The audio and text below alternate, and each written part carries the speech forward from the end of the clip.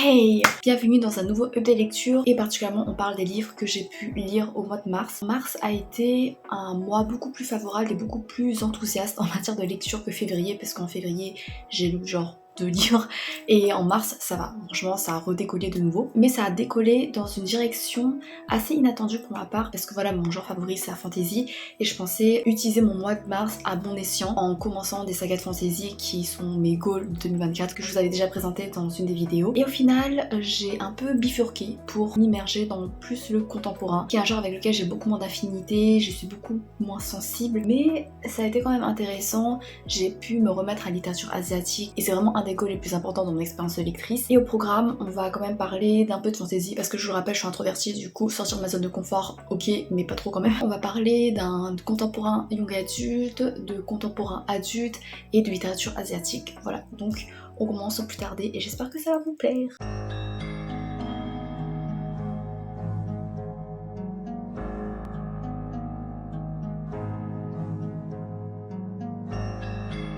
J'ai lu une nouveauté toute fraîche sortie chez De Saxus. Il s'agit du tome 2 de l'Empire des Vampires aka l'Empire des Damnés de J. Christophe. L'Empire du Vampire j'avais lu et j'avais commenté dans mon update lecture de janvier et il me tardait énormément de lire le tome 2 parce que j'ai frôlé le coup de cœur dans le tome 1 mais j'ai eu un coup de cœur pour un personnage dans le tome 1. J'avais trop hâte de retrouver certains des personnages et c'était cool, c'était moins prenant pour moi peut-être parce que les personnages s'éparpillent un peu et qu'il y a de nouvelles relations qui éclorent auxquelles j'ai pas accroché. Déjà pour le tome 1 si vous avez pas lu, en gros on se situe dans un univers de fantasy où le soleil ne se lève plus, ça laisse la place aux vampires pour dominer le monde, pour faire régner la terreur, toute leur avarice, pour peindre le monde en rouge en quelque sorte. Heureusement on a quand même une sorte de caste de sang mêlés qui s'appelle des saints d'argent. En gros c'est des gens qui sont nés d'un parent humain et d'un parent vampire. Ils subissent pas forcément entièrement les pulsions des vampires mais ils ont quand même des capacités surnaturelles pour leur permettre justement de faire face à ces vampires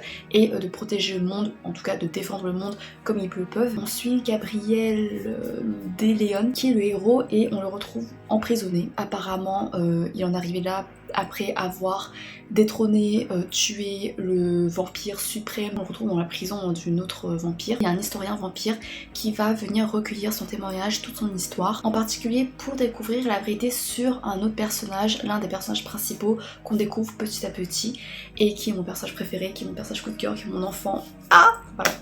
J'écris un peu trop fort. C'est un récit sur l'épopée de Gabriel, sur comment elle en est arrivée là, surtout son parcours en tant qu'humain, mais en même temps en tant que demi-vampire, et comment il se lie aux autres, comment il arrive à se relever malgré tous ses traumas, parce que c'est un récit qui est très lourd en drame, en tragédie, en fatalité, et c'est impitoyable. Et dans le tome 2, bon bah voilà, je vais pas vous dire ce qui se passe dans le tome 2, mais grosso modo, on a l'opportunité de s'immerger un peu plus dans le fonctionnement sociétal des vampires, le fonctionnement politique. On est vraiment baigné avec eux, on bénéficie d'une proximité beaucoup plus forte avec eux pour apprendre à les connaître, pas forcément dans les bons termes, mais en tout cas on se plonge un peu plus dans leur intimité, dans ce qui les motive, dans leur vice, dans tout leur sadisme, dans tout ce qu'il y a de plus poisseux, vicieux et très non consenti. Ce tome là c'est le tome du désespoir parce que admettons qu'il y a 1000 pages, je crois qu'il y a à peu près 1000 pages, sur au moins 700 pages, c'est que du pur désespoir. Genre j'étais en mode, mais c'est triste, c'est déprimant, ok,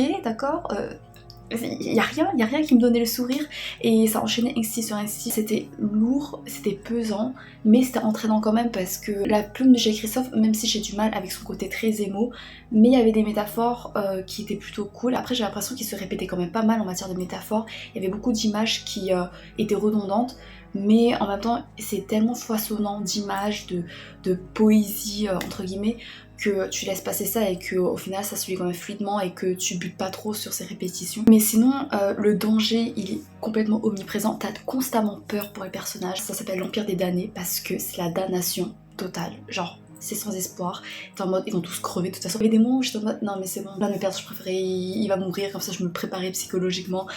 Et après en fait il y a un personnage j'aime trop et il a subi quelque chose encore pire que la mort je crois, mais du coup j'étais en mode c'est trop cool, c'est original et ça fait mal au cœur et c'est dégueulasse. Après comme j'ai dit il y a des relations qui m'ont pas convaincue, notamment une nouvelle romance qui surgit. Ça vient peut-être de moi parce que objectivement il y a des raisons pour lesquelles les deux personnages, les deux amants, les deux nouveaux amants se rapprochent.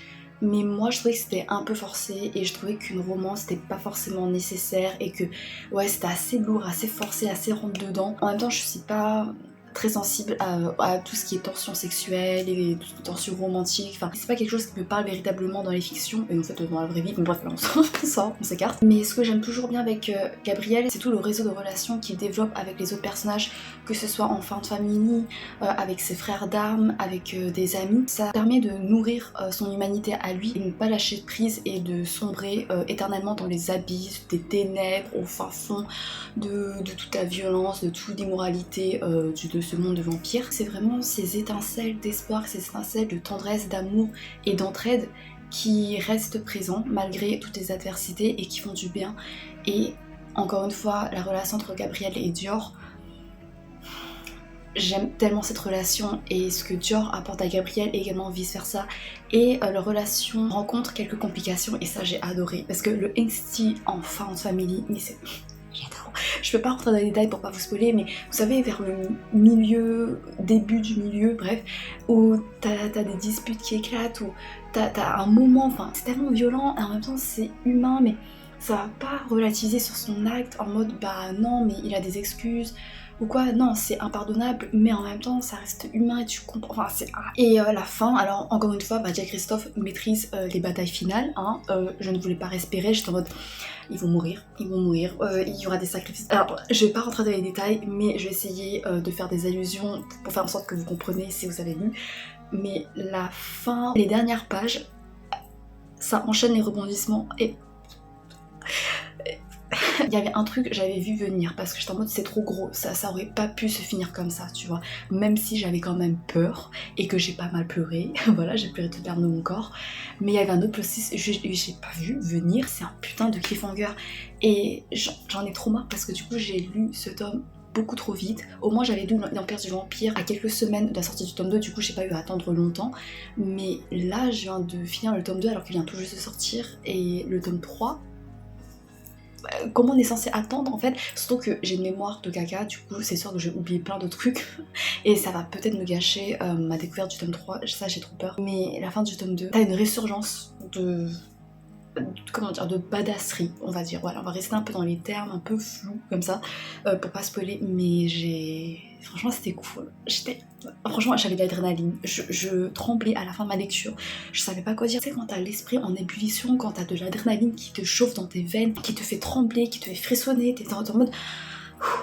t'arrives pas à te calmer. Bref, c'était génial et on va passer à la suite de manière plus posée et plus civilisée et tempérée.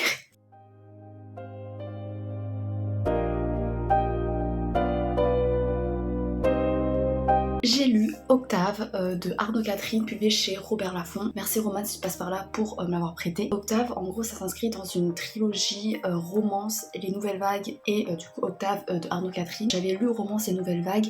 Romance, ça a été une claque assez particulière parce qu'au début, je pensais que ce serait une romance assez niaise, assez rafraîchissante, un peu cliché sur les bords, vu le titre, tu vois, genre romance. Et en fait, paf, ça tombe dans le réalisme hyper brut, hyper percutant, hyper violent des sentiments amoureux, de la passion obsessionnelle qui peut te consumer et te détruire totalement, avec une plume que j'ai trouvée pointue, que j'ai trouvée très juste dans la manière de refléter les sentiments des personnages sans en faire trop en fait, juste avec quelques mots, ça permet de te rendre compte de sa manière à empâtir, ça veut rien dire, à éprouver de l'empathie avec les sentiments des jeunes et de la découverte de soi, de l'amour, de tous ces tourments. Et surtout que Vince, qui est le héros qu'on suit pendant ces 3 tomes, c'est un héros qui est super agréable à suivre. En fait, t'as envie de l'avoir comme meilleur ami parce que quand il t'aime d'un amour fou, passionnel, inconditionnel, il est là pour toi, il peut être un soutien inébranlable dans ta vie, il est drôle, il est excessif, il est excentrique, il s'assume,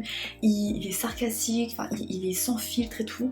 Et en fait, à chaque fois, c'est hyper cool de le suivre et de le retrouver. Ça c'est vraiment le point fort dans les 3 tomes. J'avais moins aimé les nouvelles vagues parce que on va dériver sur une autre héroïne, même si je l'aime bien mais pas autant que Vince. Mais il y a une amitié qui a germé et que j'ai trouvé vraiment très attendrissante, notamment dans la question de la guérison. Et le dernier tome, Octave, j'avais pas prévu spécialement de le lire parce que j'ai pas une attache particulière tu vois, à cette trilogie, mais du coup Roman, ma pote, m'avait un peu teasé sur ce dernier tome, pourquoi parce que ça s'appelait Octave, du coup ça se construit sur Octave qui est un personnage qui est très antipathique, qui te fait souffrir presque autant que les personnages dans les 2 autres tomes. Voilà, c'est un jeune qui sait pas maîtriser ses émotions, qui sait pas les laisser exprimer de manière saine, qui les fuit et du coup il va faire du mal aux autres à cause de sa lâcheté et de sa faiblesse d'esprit. Je me suis dit peut-être que ce tome 3 c'est un peu un arc de rédemption pour lui, et comme j'aime beaucoup voir comment sont menés les arcs de rédemption, la plupart du temps c'est trop facile. Voilà, tu sais, depuis que t'as eu Bakugo dans My Hero Academia et Zuko surtout dans Avatar, la barre pour juger les arcs de rédemption c'est très très haut, tu vois, donc bon. Mais je me suis dit Octave, en vrai, même s'il était odieux, c'est un jeune qui a quand même droit à une seconde chance à mon sens.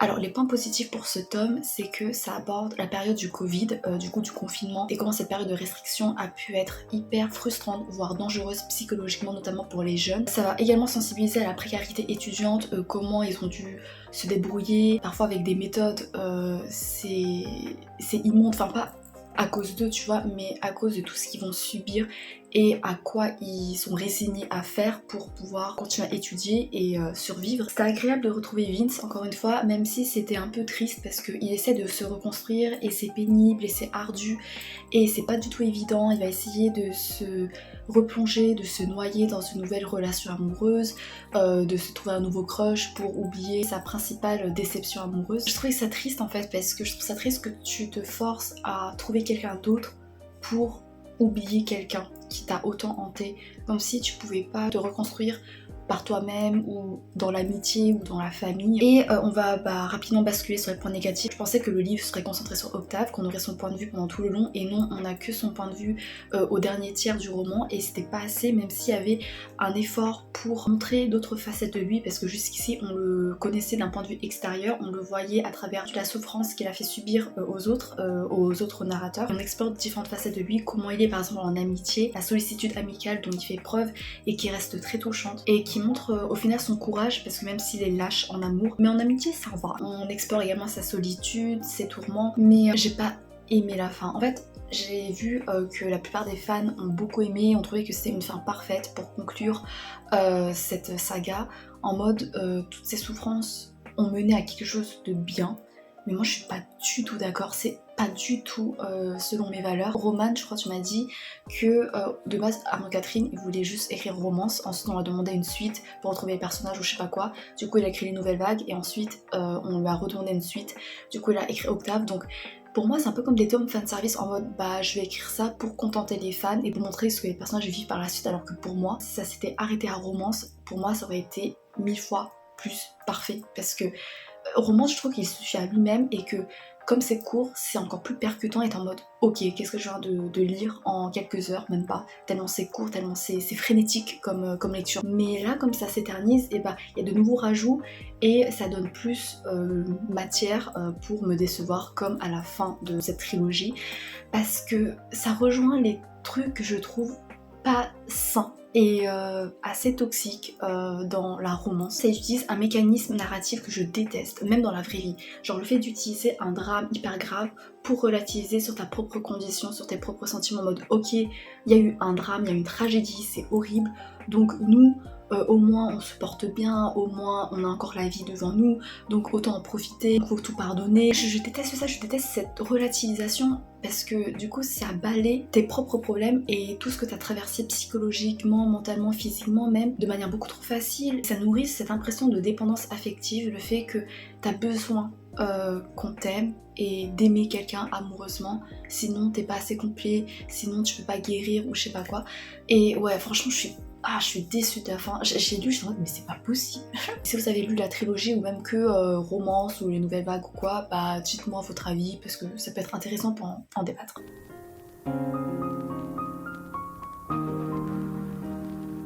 J'ai lu du contemporain adulte. Juste après la romance, ça doit être l'un des genres qui me parle le moins. Quoique la science-fiction aussi. Bref, voilà. Mais en tout cas, le contemporain adulte, voilà, j'ai pas beaucoup de repères, j'ai pas beaucoup de culture autour de ça. Je connais quelques titres, genre les trucs de rentrée littéraire, de prix, gna. Mais c'est vrai que je m'intéresse pas assez parce que j'ai l'impression que ça va être un peu trop long, que je vais pas forcément beaucoup m'attacher au personnage, qu'il y a un côté un peu trop réflexionnel, contemplatif qui peut me perdre. Mais je suis tombée un peu par hasard sur L'homme qui danse de Victor Gestin, bouquin publié chez Flammarion et j'ai lu d'une traite parce que dès les premières pages, je me suis énormément reconnue chez le protagoniste et ça m'a fait un bien fou et en même temps ça a résonné en moi de manière un peu trop intime. Parfois j'étais en mode ok, dans quoi je m'embarque. On suit un narrateur, je sais plus comment il s'appelle, je suis désolée, Arthur, qui se sent en décalage avec la société et ses injonctions sociales, avec ses attentes et qui essaie de rentrer dans le moule de manière hyper forcée en s'intégrant notamment dans un lieu social spécifique qui sont les boîtes de nuit et en particulier une boîte de nuit qui va venir squatter pendant des années et des années et qui va devenir un peu son cocon de sociabilité, un moyen, une possibilité pour se créer des liens, pour essayer d'avancer dans la société, d'avancer dans sa vie comme le souhaitent les autres. Et dès le début, je me suis énormément reconnue en lui parce que il est très introverti, il comprend pas trop toutes ces pressions sociales en mode pourquoi faut être comme ça. Tu sais, quand t'es jeune et que tu dois aller draguer, que tu dois aller te caser. Notamment lui, il subit le poids de la virilité toxique, il essaye de s'adapter à ça, mais ça correspond pas du tout à ses valeurs à lui, et du coup ça le dégoûte, mais en même temps pour se faire des potes, il doit quand même un peu se forcer. Par la suite ça va nourrir un mal-être parce qu'il se sent pas à sa place. Je trouvais que c'était vraiment bien dépeint et que ça fourmillait en fait de sensations qui peuvent nous être familières, où tu sais quand t'es pas à ta place et que tu te sens limite opprimé par le monde extérieur, tu te sens en décalage, tu te sens en discordance avec eux et du coup tu te sens comme un poteau, comme un pilier qui sert à rien. Et à travers lui on peut se voir nous-mêmes quand on s'efforce de s'intégrer dans la dynamique sociale pour prouver quelque chose, pour prouver peut-être notre valeur, pour montrer qu'on est intéressant, qu'on mérite que les gens viennent vers nous, qu'on mérite d'exister aux yeux des autres, mais de manière totalement superficielle. Il y a également la pression des injonctions sociales et familiales dans le fait de devoir être en couple, parce que si t'es en couple,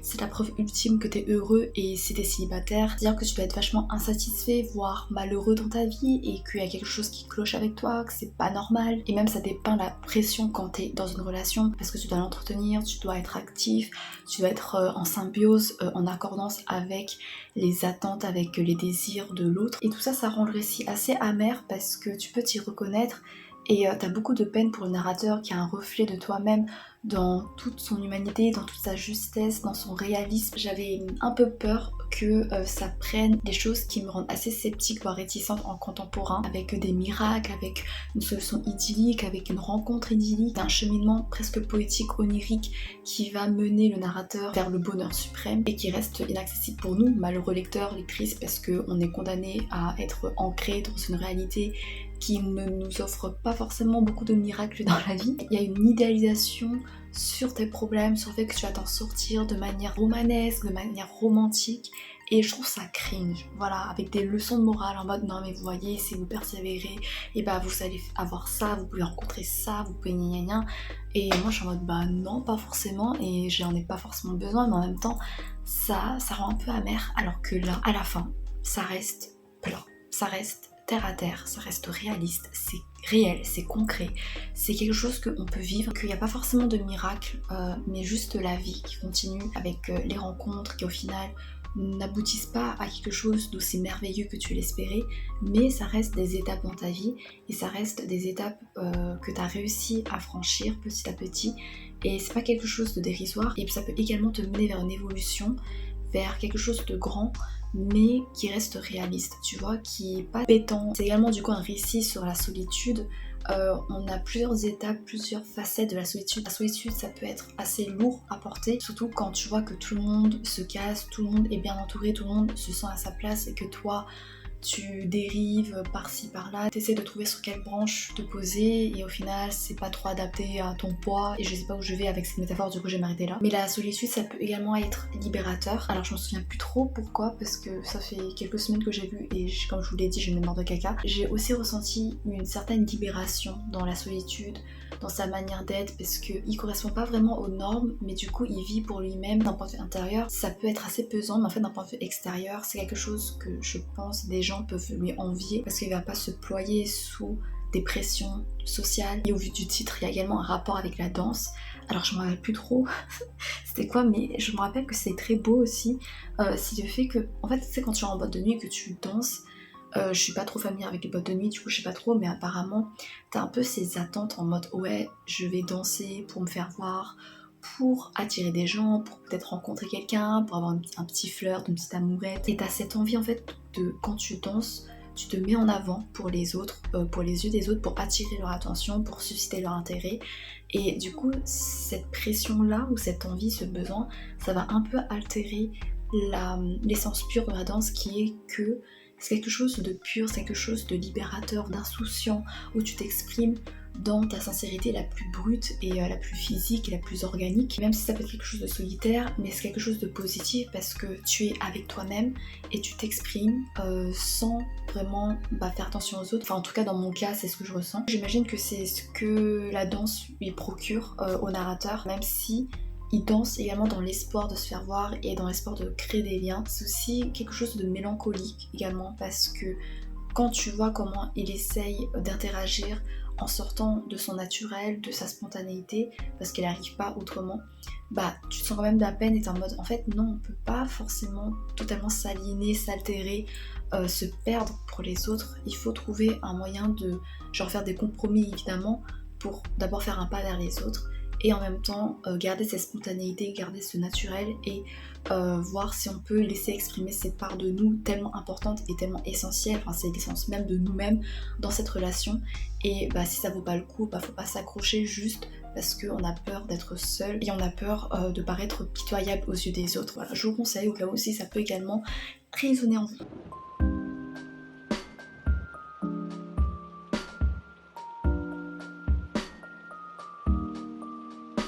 J'ai lu un livre qui me semble être un classique en littérature japonaise contemporaine, je crois.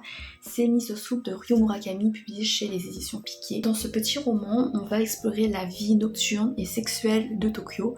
En gros, le narrateur, c'est un guide touristique spécialisé dans tout ce qui est les activités qui peuvent nourrir, qui peuvent satisfaire tes fantasmes, qui est chargé de guider des touristes étrangers.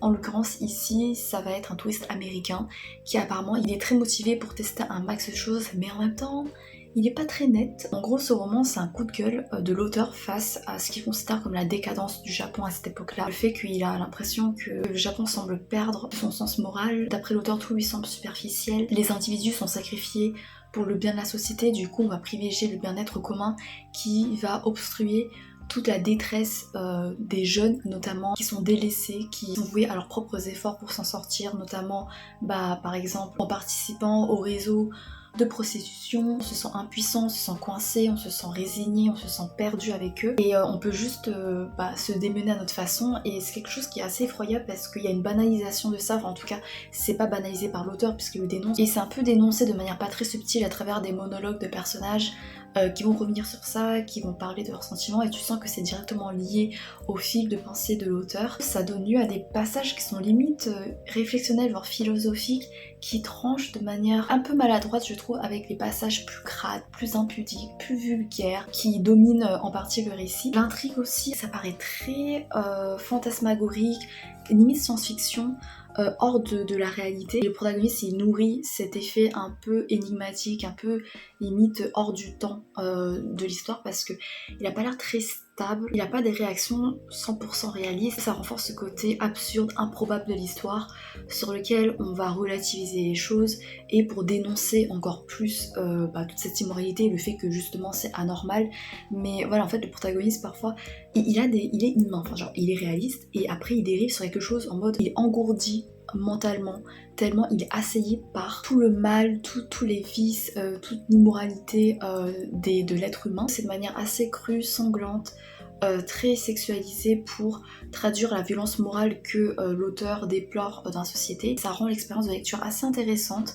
Il y a des moments assez dégueulasses franchement. Après j'ai pas trouvé amer comme j'aurais pu, parce que c'est assez fataliste dans l'histoire, et en général quand c'est fataliste je trouve ça assez amer et j'aime beaucoup. Le truc c'est que même si ça renvoie une image réaliste de la société, mais dans la manière dont c'est fait, dont c'est véhiculé, comment c'est retranscrit, c'était un peu trop absurde pour moi. J'étais très distante de l'histoire et c'était plus parfois du voyeurisme plutôt que je comprends pourquoi elle a fait ça, tu vois, tellement il y avait des moments qui étaient gore, qui étaient dérangeants, qui étaient et quand je voyais ça j'étais en mode bah j'avais pas vraiment l'esprit propice à l'analyse critique en mode ah d'accord, alors s'il y a ça, c'est en train d'enlever son œil, c'est en train de fouiller le 1-1 de quelqu'un, c'est pour ça, c'est pour ça, c'est pour ça. Non, genre j'étais en mode ok, il est 9h du mat, je viens de lire ça, je voulais pas commencer ma journée comme ça quoi. En vrai je vous conseille parce que ça peut être, j'allais dire marrant, mais c'est pas marrant, mais intéressant, particulier, original comme expérience de lecture. Voilà.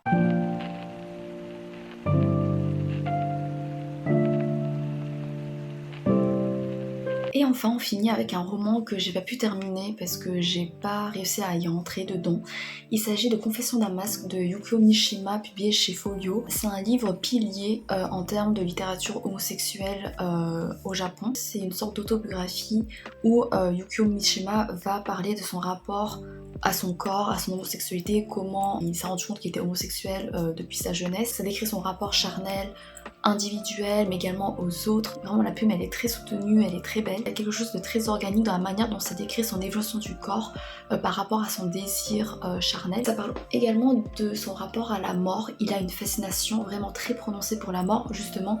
En fait il est mort par seppuku, enfin genre il s'est suicidé en, je sais pas si vous connaissez ce rituel chez les samouraïs à l'époque au Japon, où en gros c'est les samouraïs qui s'enfoncent un couteau dans l'estomac et qui se tuent lui-même, et du coup il s'est suicidé comme ça. Enfin voilà, c'est assez ouf. Voilà, positivement, négativement, je sais pas trop, mais en tout cas ça reste ouf. Et cette fascination de la mort, il exploite tout au long du récit pour traduire le fond de sa pensée en y ajoutant une multitude de nuances. Il se remet en question, il va s'interroger sur le pourquoi du comment il pense comme ça, peut-être qu'en fait ça veut dire ça de lui ou alors autre chose, et il va se démentir, il va essayer de se révéler, de se construire intimement. Du coup on se plonge mais vraiment dans les méandres de sa psychologie, et quand je dis que c'est très psychologique, c'est vraiment très psychologique à tel point que je me suis perdue. J'arrivais pas à transposer ma compréhension à ce qu'il disait, à ce qu'il voulait transmettre de sa pensée, de ses ressentis, parce que je sais pas si c'est parce que j'étais pas familière avec sa manière de parler ou alors avec la traduction, ou juste parce que j'ai jamais ressenti ce qu'il a ressenti lui. Du coup, c'était beaucoup trop éloigné de moi pour que j'éprouve même un début de compréhension de l'empathie, parce que tu sais, en littérature, parfois tu lis des récits avec un narrateur qui ne partage pas du tout ta manière de penser, qui ne partage pas du tout tes expériences, mais t'arrives quand même à comprendre comment il marche, comment il fonctionne. Mais là avec lui, c'était beaucoup trop théorique, c'était beaucoup trop spirituel, il y avait beaucoup trop de détails, et du coup j'étais en mode non, là je suis en train d'aller nulle part, je sais pas où je suis en train de me noyer.